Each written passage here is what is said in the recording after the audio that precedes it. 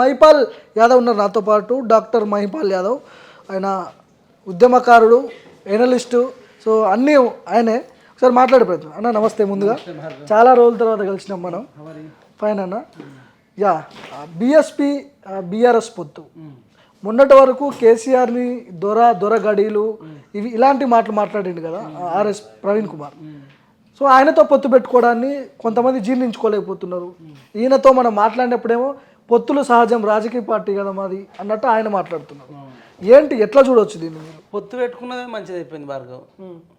ఎందుకంటే ఇక వాళ్ళు ఇన్ని రోజులు ఇంటర్నల్గా ఉన్నట్టున్నారు, ఇది బహిర్గతమైంది కాబట్టి ఇది ఒక మంచి పని చేసింది. ఓకే, ఎలక్షన్ టైంలో అసలు నిరుద్యోగులను కానీ బహుజనులను కానీ జీవితంలో కోలుకోకుండా చేద్దాం, మళ్ళొక్కసారి కేసీఆర్ని గెలిపిద్దాం అనే లక్ష్యంతో ఆయన బయలుదేరినట్టు వీళ్ళు పొత్తు పెట్టుకోవడం వల్ల ఈయన కేసీఆర్ మీద ఉన్న ప్రేమ చూస్తుంటే, ఆయన కళ్ళల్లో ఆనందం, ఆయన నవ్వడం, అలా హగ్ చేసుకోవడం, ఇదంతా చూస్తుంటే ఆయన కేసీఆర్ మీద ఎనలేని ప్రేమ ఉన్నట్టు క్లియర్ కనబడుతుంది. కేసీఆర్ వదిలిన బాణం ఆర్ఎస్పీ అంటావు. 100% ఆర్ఎస్ ప్రవీణ్ కుమార్ కేసీఆర్ వదిలిన బాణం. ఎందుకని అంటున్నా అంటే, ఇంకొకటి, కేసీఆర్ వచ్చిన 7.5 సంవత్సరాలు ఆయనతో కలిసి ఉన్నాడు.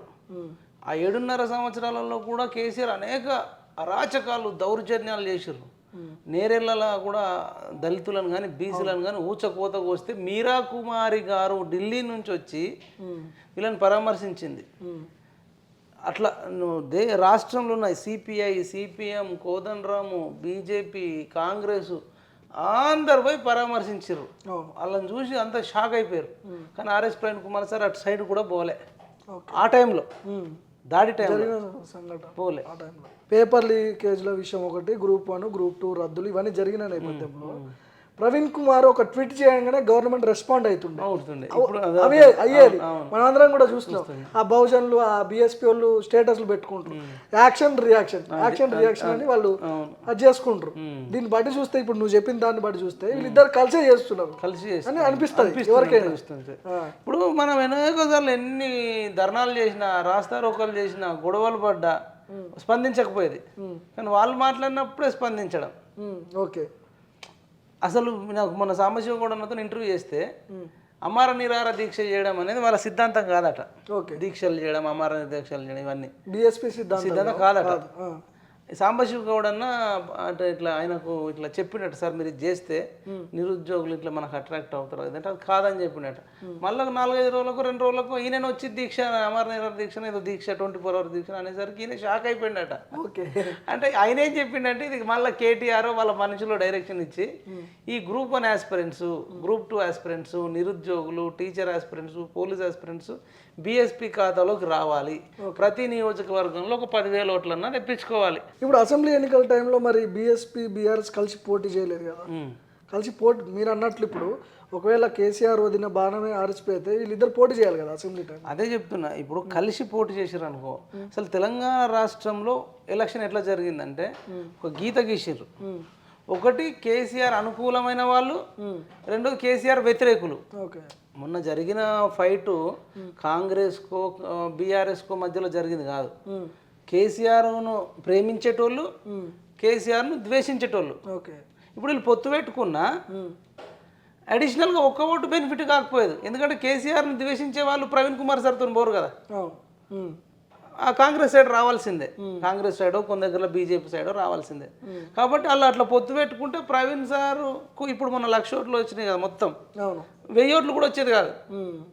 ఎందుకంటే ఆడ మెయిన్ విలన్ కేసీఆర్ మీద కొట్లాడుతుండనే ఆయనకు రెస్పెక్ట్.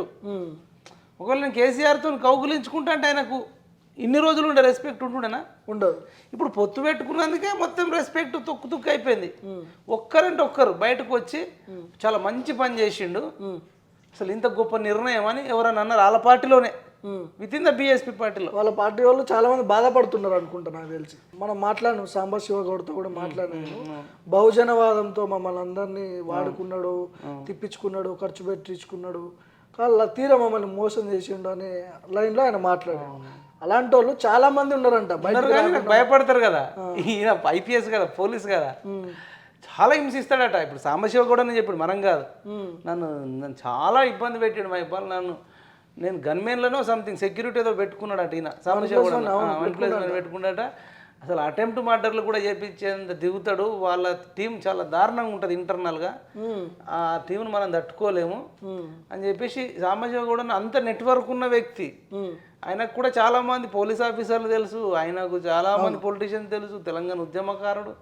ఆయన లెవెలే అంత ఉందంటే ఇప్పుడు సాధారణంగా పాపం కొత్తగా రాజకీయాల్లోకి వచ్చిన వాళ్ళు అంత హై రిస్క్ తీసుకోలేరు కదా. పొత్తు పోతున్నాం కేసీఆర్తో పనిచేస్తామని చెప్తున్నాడు. ఈయన మనుగడ సాధ్యమైన తెలంగాణలో నమ్ముతారా, ఓట్లు వేస్తారా? నాగర్ కర్నూలు అభ్యర్థిగా నిలబడతాడు కావచ్చు, మేబీ అక్కడ నుంచి పోటీ చేసే ఛాన్స్ ఉంది. నిలబడితే పరిస్థితి ఏంది? అసలు రానున్న భవిష్యత్తులో తెలంగాణలో బీఎస్పీ పార్టీ పరిస్థితి ఏంది? నమ్ముతారా నమ్మరా అనే కంటే కూడా నమ్మకూడదు అని చెప్తున్నా. నమ్మకూడదు నమ్ముతారా నమ్మరా అని చాలా మంది డౌట్ ఉంటుంది.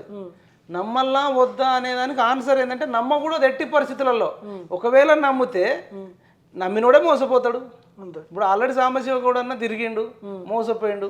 ఇంకా అనేక మంది బీఎస్పీ నుంచి ఇప్పుడు పిలుట్ల శ్రీనివాస్ అని కోదాడ నుంచి ఆయన కోట్లాది రూపాయలు ఖర్చు పెట్టుకొని వాల్ పెయింటింగ్ వేయించి కటౌట్లు కొట్టించి గోడలకు ఏనుగు గుర్తు, ఈయన ఫోటో, మాయావతి ఫోటో, వాళ్ళ ఫోటో, వీళ్ళ ఫోటో, అట్లాంటి వాళ్ళు అనేక మంది కోట్ల రూపాయలు ఖర్చు పెట్టుకున్నారు. నమ్మి ఎన్ఆర్ఐలు కోట్ల రూపాయల డబ్బులు ఇచ్చినారు అంటారు. అంటే ఒక్కొక్క లక్ష ఇవ్వచ్చు, 2 లక్షలు ఇవ్వచ్చు, 10 లక్షలు ఇవ్వచ్చు. తర్వాత ఉద్యోగస్తులు వాళ్ళు నమ్మి 10,000 ఇచ్చిన వాళ్ళు ఉన్నారు, 50,000 ఇచ్చిన వాళ్ళు, 1,00,000 ఇచ్చిన వాళ్ళు ఉన్నారు, పెట్రోల్ పోయించిన వాళ్ళు ఉన్నారు, డీజిల్ పోయించిన వాళ్ళు ఉన్నారు, కారు ఇచ్చిన వాళ్ళు ఉండొచ్చు, ఇవ్వచ్చు వాళ్ళ టీంకు. పాపం పాటలు రాసిన వాళ్ళు ఉన్నారు నమ్మి ఫ్రీగా. ఓకే, పాటలు పాడిన వాళ్ళు ఉన్నారు, మ్యూజిక్ ఇచ్చిన వాళ్ళు ఉన్నారు, ఒకరైతే సినిమానే తీసిర్రు. అవును. ఇప్పుడు మేమైతే చెప్తున్నాం నమ్మితే మోసపోతారు, నమ్మకండి అని చెప్తున్నాం. మేమైతే నమ్మం, మీరు నమ్మితే మేమేం చేయలేం. మీకు చెప్పేది ఒకసారి హెచ్చరిస్తున్నాం. కేసీఆర్ అన్నోడు దుర్మార్గుడు, నమ్మకండి అన్నాం. సెకండ్ సార్ నమ్మి ఓట్లేస్తే 5 ఏళ్లలో తుక్కు చేసి ఇడిసబెట్టిండు. పేపర్లు అమ్ముకోవడం, భూములు అమ్ముకోవడం, ఇసుక అమ్ముకోవడం. అప్పుడు ఇన్లే, ఇప్పుడు ఇన్నారు కాబట్టి మనము ఆ దుర్మార్గుడి నుంచి బయటపడ్డాం. ఇదే ప్రవీణ్ కుమార్ కేసీఆర్ అంటోడు దుర్మార్గుడు 1,00,000 ఎకరాలు దోసుకున్నాడు. దళితులై, ఎస్టీలై, బీసీలై 1,00,000 కోట్లు దోసుకున్నాడు. వాడి కుటుంబం దోపిడీ కుటుంబం. గ్రూప్ 1 పేపర్లు అమ్ముకున్నారు, ఎంసెట్ పేపర్లు అమ్ముకున్నారు, సింగరేణి భూములు సింగరేణి జాబులు అమ్ముకున్నది కవిత. లిక్కర్ రాని, లిక్కర్ దొంగ. ఈయన జన్వాడ ఫామ్ హౌజులు, ఈ ఫామ్ హౌజులు ఇవన్నీ ఉన్నాయి, ట్విట్టర్ పిట్ట అని చెప్పి అన్నీ చెప్పిండు. అవి అబద్ధమా లేకపోతే అవి నిజమే? వాళ్ళు దొంగలే, దోపిడిదారులే, వాళ్ళు క్రిమినల్సే. నేను క్రిమినల్స్తో చేతులు కలుపుతున్నా, మీరు కూడా నాతో చేతులు కలుపని అంటున్నావా? అదన్నా చెప్పు. ఆయన చెప్పాడు, నేను చెప్తున్నా క్రిమినల్స్తోనే చేతులు కలుపుతున్నాడు. ఒక క్రిమినల్తోని చేతి కలిపిన క్రిమినలే అవుతాడు భవిష్యత్తులో. మంచోడితో తిరిగితే మంచోడు అవుతాడు, చెడ్డోడితో తిరిగితే చెడ్డోడు అవుతాడు. కాంగ్రెస్ పార్టీ అధికారంలోకి వచ్చిన తర్వాత, సీఎంగా రేవంత్ రెడ్డి అయిన తర్వాత రేవంత్ భాష శృతి మించుతోంది అని కొంతమంది అంటున్నారు. ఎట్లా, నిజమేనా అది? కేసీఆర్ మీద కక్ష తీసుకునే కక్షపూర్వత చర్యలు ఏమన్నాడు చెప్పండి ఒక డైలాగు. శృతి మించింది అంటారు, ఏమన్నా డైలాగ్? అంటే కొన్ని సభలలో ప్రభుత్వాన్ని ముట్టుకుంటే మీరు మాడి మసైపోతారు, కొడకల్లారా, అది ఇది కొన్ని మాటలు అంటున్నారు. సో దీన్ని ఎట్లా చూడొచ్చు? కేసీఆర్ పేగులు ఏం చేస్తున్నాడు? అదే మీకు తెలుసు. కేసీఆర్ పేగులు మెడల్ వేసుకుంటున్నాడు అన్నాడు. శృతి మించుతుంది అంటున్నారు కొందరు, అంటున్నారు కానీ శృతి మించింది ఆల్రెడీ. అసలు ఆయన ఒక సీఎం లెక్క మాట్లాడట్లే, ఇంకా ప్రతిపక్ష నాయకుడే అనుకుంటుండు. ఓకే, సీఎం అనేటోడు పని చేసుకుంటూ పోవాలి. ఎవడన్నా వీళ్ళు కరప్టెడ్ అని ఆయననే అన్నాడు. అవును కరప్టెడే. ఎంక్వైరీ చేపి, కమిటీ లేపి, ఏసీబీలు ఉన్నాయి, అనేక సంస్థలు ఉన్నాయి. లేదంటే నీతో కాకపోతే సిబిఐకి అప్పచెప్పు. వాళ్ళు రోజు కోర్టుల చుట్టూ లేదంటే పోలీస్ స్టేషన్ల చుట్టూ తిరగాలి. వాళ్ళు క్రిమినల్స్ అందరికీ తెలుసు. ఇంకా నేను పేగులు మెడలు వేసుకుంటా అంటే ఇది సినిమా కాదు. సినిమాలు అంటే బాలకృష్ణ అంటాడు, రండ్రన్నా కొడకల్లారా. ఒక్కొక్కడు కాదు, షేర్ ఖాన్ 100 మంది ఒకేసారి రండి, ఒకడు ఎక్కువైనా సరే తక్కువ కాకుండా చూసుకుంటే సినిమాలు అంటారు. రామ్ చరణ్ అంటారు. అది ఎంటర్టైన్మెంట్. మీరు చేసేది ఎంటర్టైన్మెంట్ కాదు, పాలిటిక్స్లో నిజంగా మీరు ఇది సినిమా షూటింగ్ కాదు, సినిమాలో మీరు హీరో కాదు, రియల్ లైఫ్లో మీరు సీఎం. అది మర్చిపోయి మెగడలు వేసుకుంటా, పేగులు మెడలు వేసుకుంటే కేసీఆర్ పేగులలో అంత దరిద్రం ఉంటుంది. ఆ దరిద్రాన్ని నువ్వు మెడలు వేసుకుంటే ఆ స్మెల్ భరించలేక చచ్చిపోతావు. ఆల్రెడీ విష పురుగు, ఏది పడితే దావుతాడట, ఏది పడితే తింటాడు. అదంతా కంపు ఉంటుంది. దాన్ని తీసుకొని నీ మెడలు ఎందుకు వేసుకొని నీ ముక్కు ఎందుకు ఖరాబ్ చేసుకోవాలి, నీ ఆరోగ్యం ఎందుకు ఖరాబ్ చేసుకోవాలి? కక్ష తీసుకొని గతంలో కేసీఆర్ ముఖ్యమంత్రిగా ఉన్నప్పుడు రేవంత్ రెడ్డిని ఓటుకు నోటు కేసులో జైలుకు పంపించిండు అనే ఆరోపణలు ఉన్నాయి. రేవంత్ ముఖ్యమంత్రి అయిండు, కేసీఆర్ మీద చర్యలు తీసుకునే అవకాశం ఉందా ఏమన్నా? అంటే కక్షపూరితంగా మళ్ళా రివెంజ్ ఏమైనా తీసుకునే అవకాశం? దాన్ని రివెంజ్ అనకూడదు. ఒకవేళ వీళ్ళు ఏమన్నా తప్పు చేస్తే ఖచ్చితంగా చర్యలు తీసుకోవాలి. ఈ విషయంగా ఏదన్నా ఇప్పుడు కాళేశ్వరంలో అవినీతి జరిగిందన్నారు, అనేక భూదందాలు చేసినారు. ఇప్పుడు మొన్న విద్యుత్ శాఖలో కూడా సిఎండి ప్రభాకర్ రావు మీద కూడా చేసిర్రు. అంటే ఎక్కువ వీళ్ళు విద్యుత్తును ఎక్కువ ధర కొనుగోలు చేసి దాంట్లో కరప్షన్ చేసిరు అని చెప్పారు. పేపర్ లీకేజ్ల ఇష్యూస్ ఉన్నాయి, ఇసుక దందాలు ఉన్నాయి, ధరణికి సంబంధించింది ఉంది, ఇంకా కుక్కకు కూడా ఇంత డబ్బులు పెట్టిర్రట. అట్లా అనేకమైనటువంటి ఆరోపణలు ఉన్నాయి. ఇంకో సరిత అనేట ఆమెకు అక్రమంగా జాబ్ ఇచ్చిరంట. వాళ్ళని దొరకబట్టాలి అంటే వాళ్ళ బినామీలు చాలా మంది ఉన్నారు. జైలుకు పోయి వచ్చే సిచ్యువేషన్ ఉంటుందా అంటున్నా నేను. అదే ఇప్పుడు కవిత లిక్కర్ కేసు, కేసీఆర్ అవినీతి 1,00,000 కోట్లు కాళేశ్వరము, కేటీఆర్ ఫామ్ హౌజులు, ఐటీ పెట్టి ఎన్నో కోట్లు దోచుకున్నాడు, ఇవన్నీ ఉన్నాయి, చాలా ఉన్నాయి. కాబట్టి వీళ్ళని జైలుకు పోయి పంపించేంత సినిమా రేవంత్ రెడ్డికి ఉంటుందా? ఆ రైట్స్ నాకు ఉన్నాయా? అదే అధికారం అయితే ఉంది. ఎంక్వైరీ చేపిస్తే బయట పడతాయి, అన్ని బయటకు వెళ్తే వాళ్ళైతే దొంగలు అనేది సమాజాన్ని అందరికి తెలుసు, అది వాళ్ళకు కూడా తెలుసు. పంపించాలనుకుంటే లీగల్గానే పంపించవచ్చు, పేగులు మెడలు వేసుకోవాల్సిన అవసరం లేదు. కానీ వాళ్ళకని చూస్తే సినిమా డైలాగులే తప్ప పంపిస్తారని అనుకోవట్లే. ఓకే, మనకున్న సమాచారము, మనకున్న ఇన్ఫర్మేషన్ ఏంటంటే వీళ్ళు ఎక్కడెక్కడ చేసారో వాళ్ళని బ్లాక్మెయిల్ చేయాలి, బెదిరియాలి, నామకే వాస్తే ఒకవేళ ఏసీబీ దాడులు చేయాలి, లేదంటే ఇప్పుడు మల్లారెడ్డి కాలేజ్ ఉంది, నామకే వాస్తే కూల్ చేయాలి, వాడు భయపడి బెందెలు ఎత్తిపోయి వీళ్ళకేమన్నా పంపాలి. అంతేగాని మల్లారెడ్డిని అరెస్ట్ చేయరు, మల్లారెడ్డి కొడుకు భద్రారెడ్డిని అరెస్ట్ చేయరు, మల్లారెడ్డి అల్లుడు రాజశేఖర రెడ్డిని అరెస్ట్ చేయరు, మల్లారెడ్డి కోడలను ప్రీతిని అరెస్ట్ చేయరు. కానీ కూల్చడం వీడు భయపడి దడుగలమని వాడు సంపాదించిన అవినీతి దాంట్లో కొన్ని సూట్ కేసులు ఇస్తే కాంప్రమైజ్ అవుతారేమో అనిపిస్తుంది నాకు. ఓకే, ఆల్రెడీ మైనంపల్లి హనుమంతరావు కూడా అంటుండు, మల్లారెడ్డిని పార్టీలో ఇప్పుడు గేట్లు ఇట్లా ఓపెన్ చేస్తే దూకేటట్టున్నాడు, రెడీ ఉన్నాడు. కానీ కొంతమంది వ్యతిరేకిస్తారు మైనంపల్లి లాంటి వాళ్ళు. అవును, ఇప్పుడు ఆయన తీసుకుంటే కాంగ్రెస్ పార్టీ కథామిగా అంతే. ఇప్పుడు మీరే అక్రమ కట్టడాలన్నీ కూల్చేస్తారు, మీరే వాడు పెద్ద దొంగ అంటారు. పాలమల్లారెడ్డి కాదు భూ కబ్జా రెడ్డి అని మీరే అంటారు. మరి మీరే దొంగలకు షెల్టర్ ఇస్తే మీ పార్టీని ఏమన్నా నమ్ముతాడు? మీరు ఇప్పుడు జరిగే మల్కాజ్గిరిలో కూడా మల్లారెడ్డి లాంటి అరెస్ట్ చేయకుండా ఎంటర్టైన్ చేస్తే కనుక మల్కాజ్గిరి ఎంపీ స్థానంలో సీఎం రేవంత్ రెడ్డి గారిది ఎంపీ సీటు పక్కా దెబ్బపడే ఛాన్స్ ఉంటుంది. నమ్మరు. నువ్వు మల్లారెడ్డి దొంగ అంటున్నావు, అక్రమ కట్టడాలు అంటున్నావు. అక్రమ కట్టడాలు కూల్చడమే కాదు, కూల్చడంతో పాటు ఆ పర్మిషన్స్ ఎవరు ఇచ్చారో ఆ పర్మిషన్ ఇచ్చిన అధికారులను నోటీసులు ఇచ్చి అరెస్ట్ చేయాలి. తర్వాత మల్లారెడ్డిని కూడా అరెస్ట్ చేయాలి.